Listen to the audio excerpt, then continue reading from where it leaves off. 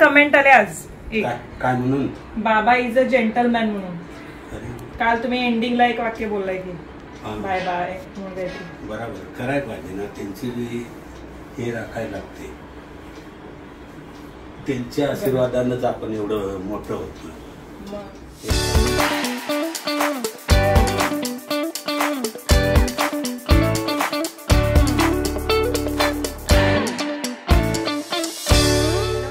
मी Dhanashree house क्वीनमध्ये तुमचं खूप सारं स्वागत करते. आजचा दिवस तुम्हाला खूप छान आनंदात जाऊ दे, तुमच्या मनातल्या सगळ्या चांगल्या इच्छा पूर्ण होऊ देत.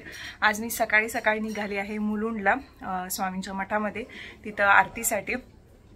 आणि उद्या तिथे तुम्हाला म्हणजे आज शनिवारी व्हिडिओ हा होतोय, तर आज 4:30 वाजता पालखी सोहळा आहे. तर तिथे जवळपास कुणीही असा तर डू विजिट, तिथे जाऊन या, पालखी सोहळ्याचा आनंद घ्या. आणि आता मी निघाली आहे, आजच्या पूर्ण दिवसाचं जे काही आहे ते मी तुमच्याशी शेअर करते. चला माझ्यासोबत. बरं, निशाताई मला भेटलेल्या आहेत आणि आम्ही आता दोघी चाललो आहोत मठामध्ये जाऊन पोहोचलो. कोणत्याही मंदिरात जाण्याच्या अगोदर आपण आपले पाय स्वच्छ करायचे असतात, पायावरती पाणी घ्यायचंच असतं. त्यानंतर स्वामींचं दर्शन घेतलं. आज आरतीचा मान मला मिळणार होता. दर महिन्याच्या 15 तारखेला निशाताईंचा महाराजांना नैवेद्य असतो, तर त्यांनी तो सगळा बनवून घेऊन आले होते. ताट बघूनच एवढं मन प्रसन्न वाटत होतं. एवढे सगळे पदार्थ बघून खूप छान वाटत होते. आपल्या बाबांसाठीचा नैवेद्याचा असतो. पानाचा विडा महत्त्वाचा लागतो. इथे घेवड्याची भाजी त्यांच्या आवडीची, भजी पण कांदा भजी त्यांच्या आवडीची आहे, गाजराचा हलवा आहे. इथे सोजीची पोळी केलेली आहे. वाव मॉम चॅनलवरती आता येणार आहे पुढचा व्हिडिओ, तर ती बाबांसाठीची आवडीची आहे. वरण भात, दही भात, कुरडई आणि छानपैकी असा आणि मस्तपैकी धनुनी हो बाबांच्या आवडीच्या आहे ना. बरं का, ह्याच्यात शेव जर असेल ना नमकी तर अजून आवडतं जास्त. छान मस्त.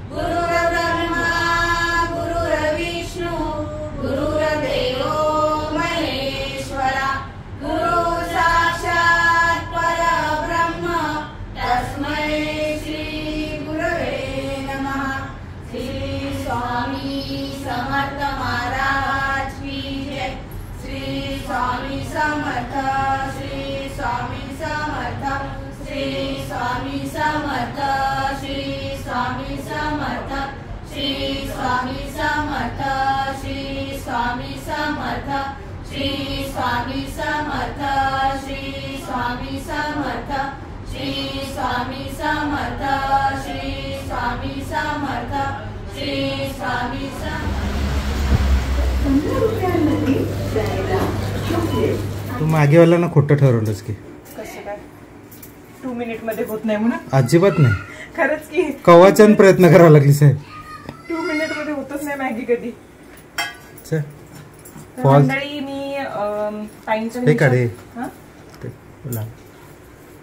निशा ताईंच्याकडे गेले. तिथून निशा ताईंच्याकडे नाही जाता आलं मला.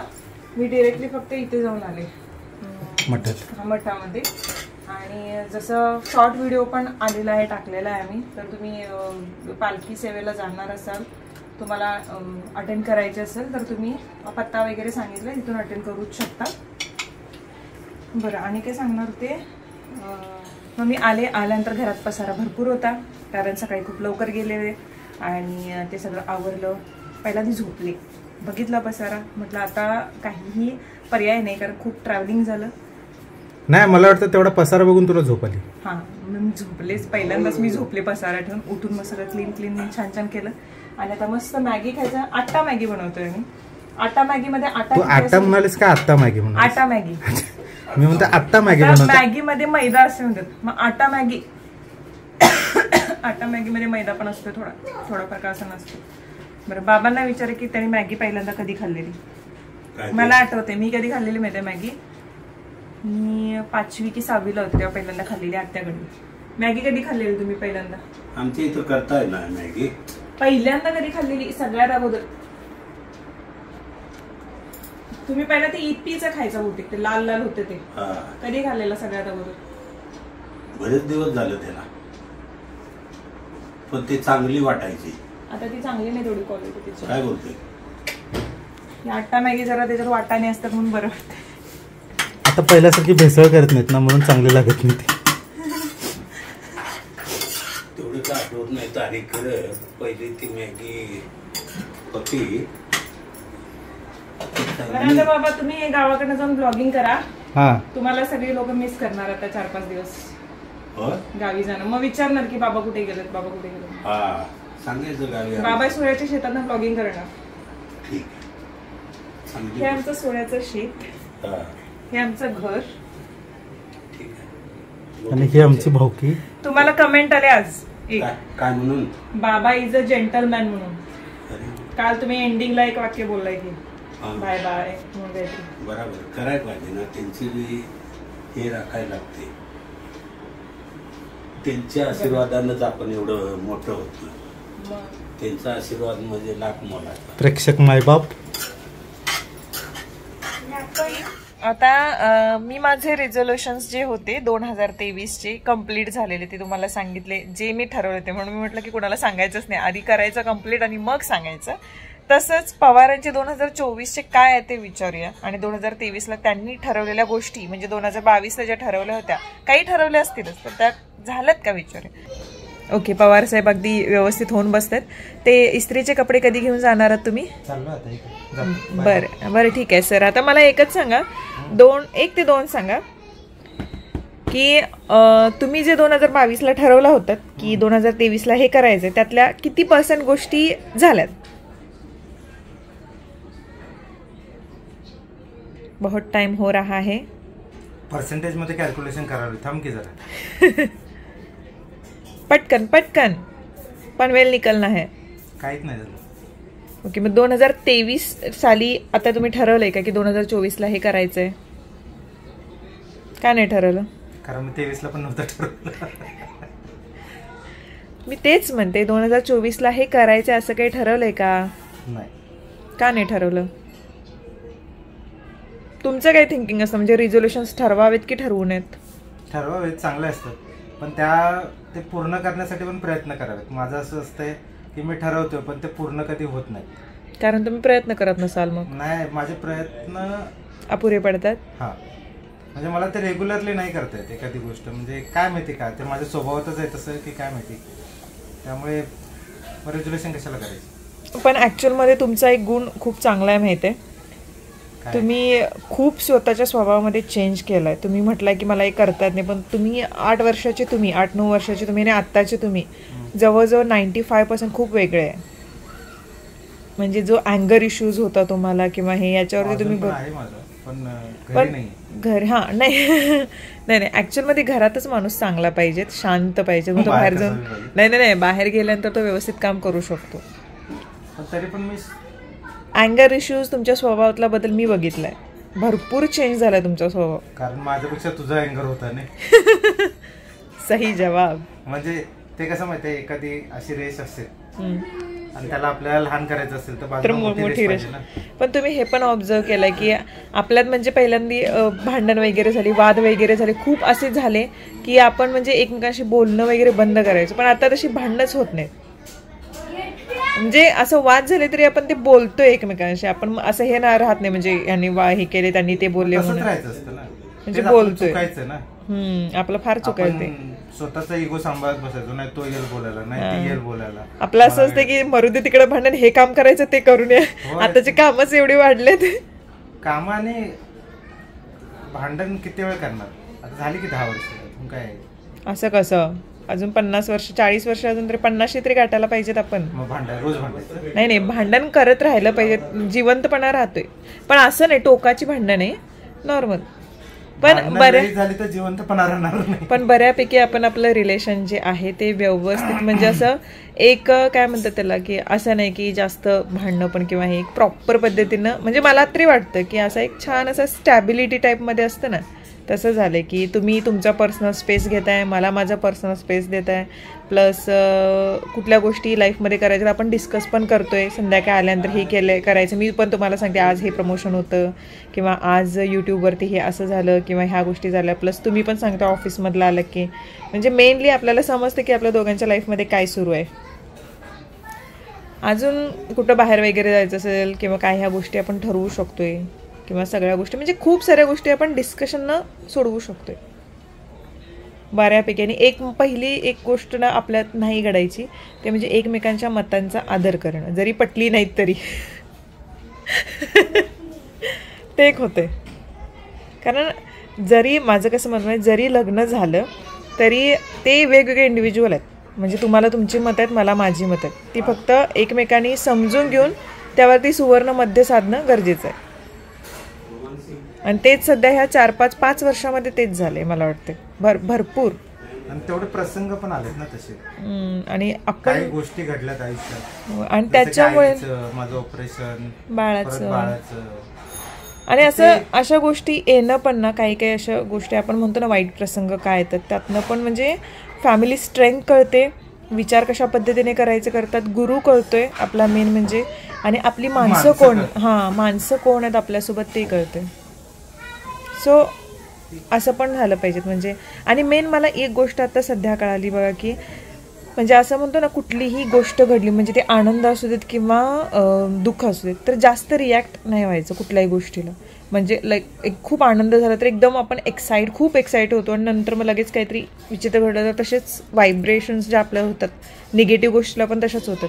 तर ते एक गोष्ट शिकले मी, की दुःख किंवा आनंद म्हणजे स्टेबल न्यूट्रल राहणं, काय म्हणजे एक्सप्रेस होणं पण इतकं पण नाही असं. सो हां तुम्ही तर न्यूट्रलच असताय, सोडा काही फरकच पडत नाही. बी प्रॅक्टिकल, सगळ्या गोष्टी बी प्रॅक्टिकल. आणि एक गोष्ट, जी गोष्ट आपण बदलू शकत नाही ती सोडून देणं, जी चेंज करू शकतो ती चेंज करणं. So life is easy. नाही पण ओढाताण करून गोष्टी ऍडजस्ट करण्यात किंवा बदलण्यात काय अर्थच नाही. स्वतःचं आयुष्य कसं जगायचं, जसं की एखाद्याचा मूळ स्वभावच असतो तसा, तर तो किती बदलणार ना स्वतःला, आणि ते बदलून मग त्याला असं वाटायला लागतं यार कुठेतरी मी. आणि हेच करतोय रिलेशनशिप मध्ये ना, आपण एकमेकांचे स्वभाव चेंज करायला जातोय. नाही चेंज करायचं नाही ना, कशाला करायचं. मग ते मनाविरुद्ध चेंज होतात, मग ते स्वतःचं लाईफ मिस करते. मी परवा दिवशी एक एपिसोड बघितले, ती लेडीज काय सांगत होती माहिती आहे, की मी तुझ्यासोबत राहिले, खूप प्रोटेक्टिव्ह आहेस तू माझ्यासोबत, म्हणजे खूप गोष्टी मला हे करू नकोस पडशील, ते करू नकोस पडशील असं होतंय. पण ॲक्च्युअलमध्ये ती बोलते की मी पडल्यानंतर मी आहे, तू खड्ड्यात उडी मारणार आहेस, तुला काय कुठलं हे करायचं, साहस असं काहीतरी करायचं आहे, कर, मी आहे असं तू म्हणते. मी स्वतःला मिस करते म्हणते. काही काही रिलेशनशिपमध्ये हे होतं. बरोबर आहे ना, ओव्हर प्रोटेक्टिव्ह असणं पण चुकीचंच आहे ना. तर असं हे म्हणजे आपण अचानक का बोललोय, अचानकच सुरू झालं. ओके ठीक आहे, एक चांगला थॉट आला, जे आपण कधी कधी बोलत बस, इथेच आम्ही बोलत बसतोय काहीतरी, कुठल्या तरी गोष्टी एक टॉपिक घेतोय आणि त्याच्यावरती बोलत बोलत बोलत वाढतच जाते ते आमचं बोलणं. ओके चला, ते तुमचं काम करा, मी माझं काम करते. हो, आज एक साडी आलेली आहे आपल्याकडे प्रमोशनला. ओके, आज आपल्याकडे साडी ज्यांच्याकडून आलेली आहे तर त्यांची डिटेल्स स्क्रीनवरती तरी आहेतच, प्लस डिस्क्रिप्शनमध्येही देतील.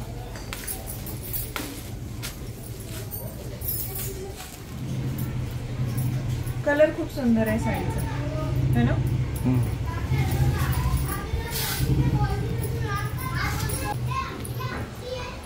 मस्त वाटतं. आता ही नेसल्यानंतर यांची डिटेल्स वगैरे तर मी देईन, पण तुर्तास जरी तुम्हाला डिटेल्स हवे असतील बॉक्समध्ये मेन्शन करेन. नेसल्यानंतर या साडीचा लुक कसा दिसतो ते आपण उद्या किंवा परवा एका दिवशीच्या ब्लॉगमध्ये बघू. तर आत्ताच मला संध्याकाळी ही रिसीव्ह झाली, त्यामुळे आज मला काही नेसून दाखवता येणार नाही. चला तर मंडळी, आजचा जो व्हिडिओ आहे तो इथेच संपतो. परत एक छानसा व्हिडिओ घेऊन मी तुमच्यासाठी हजर आहे. बरं का, मला असे खूप सारे कधी कधी निगेटिव्ह कमेंट्स येतात की तुझा रिअल चेहरा दाखव, का फिल्टर वापरतेस. मग दररोज दररोज मेकअप करून नाही बसू शकत, त्यामुळे थोडासा फिल्टर वापरावा लागतो. पण तरी सुद्धा रिअल चेहरा बघायचा आहे. हा बघा रिअल चेहरा, इथे पिंपल्स वगैरे आहेत, इथे पिंपल्स वगैरे आहेत, स्कार्स तर आता क्लिअर होत आहेत. आता ज्यांनी कोणी माझा रिअल फेस बघून घेतला असेल, कारण हे जे पिंपल्स आहेत ना ते सगळ्यांना येतात. हॉर्मोनल चेंजेस जे असतात ते लेडीजमध्ये होत असतात. सेन्सिटिव्ह स्किन असेल तर ते होत असतं, आणि हजार स्कार्स ही जखम असते पिंपल्स फोडल्यानंतर, आणि ती कव्हर व्हायला खूप वेळ लागतो. खूप साऱ्या जणांचे चेहरे असे इतके पिगमेंटेड आणि इतके त्रासदायक आहेत ना की त्यांना ते खूप हे होतं. मला फरक पडत ते मला कोणी बोललं तर, कारण मी आहे, माझ्यासाठी मी बेस्ट आहे आणि मी स्वतःवरती खूप प्रेम करते आणि खूप प्रेम करायला शिकलेली सुद्धा आहे काही काही गोष्टींमुळे. म्हटलं मी जास्त लक्ष देत नाही, त्यामुळे अशा निगेटिव्ह कमेंट्स की तुझं फेसला स्कार्स आहेत किंवा हे, मला फरक नाही पडत, तुम्ही तुमची एनर्जी वाया घालताय. मी ती कमेंट डिलीट करू शकते, तुम्हाला हाईड करू शकते, कारण असा निगेटिव्ह कचरा माझ्या यूट्यूब चॅनलवरती नको असतो. एक बाईनं स्वतःसाठी बेस्ट ठरवलं पाहिजे. कोणीही तुम्हाला खाली खेचण्यासाठी म्हणत असेल की हे तुझ्यामध्ये चुकीचं आहे, हे तू करू शकत नाही आहेस, उडत जा म्हणावं, मी माझ्यासाठी बेस्ट आहे. तर हे आजच्यासाठी होतं. ज्ञान समजा किंवा मग एक तुमच्यासाठी मी दिलेला सल्ला समजा किंवा मग काहीही समजा, पण हे बेस्ट आहे. प्रत्येकीने हा आत्मविश्वास असायला हवा की कोणीही तुम्हाला खाली खेचू नये, पाय खेचू नये. तुमच्या बाबतीतली मतं कोणीही बनवू देऊ, कुणालाही बनवू देऊ नका. स्वतःच्या लाईफचं जे हे आहे ना, म्हणजे दुसरं कोणीतरी तुमच्यावरती सांगते की हे तुला चांगलं दिसते, ते तुला चांगलं दिसू नये, अजिबात ऐकू नका. तुम्हाला जे चांगलं वाटतं ते घाला, तुम्हाला जे चांगलं वाटतं ते बोला, आणि तुम्हाला जे चांगलं वाटतं ते करा. निगेटिव्ह काहीही करू नका, फक्त की दुसऱ्यांचं मन दुखावेल. स्वतःसाठी आनंदी राहण्यासाठी ज्या गोष्टी करता येतील त्या करण्याचा प्रयत्न करा, पण कुणाचंही मन न दुखावता, हे मात्र लक्षात घ्या. चला, आजचा जो व्हिडिओ आहे तो इथेच संपतो. परत एक छानसा व्हिडिओ घेऊन मी तुमच्यासाठी हजर राहीन. Bye bye.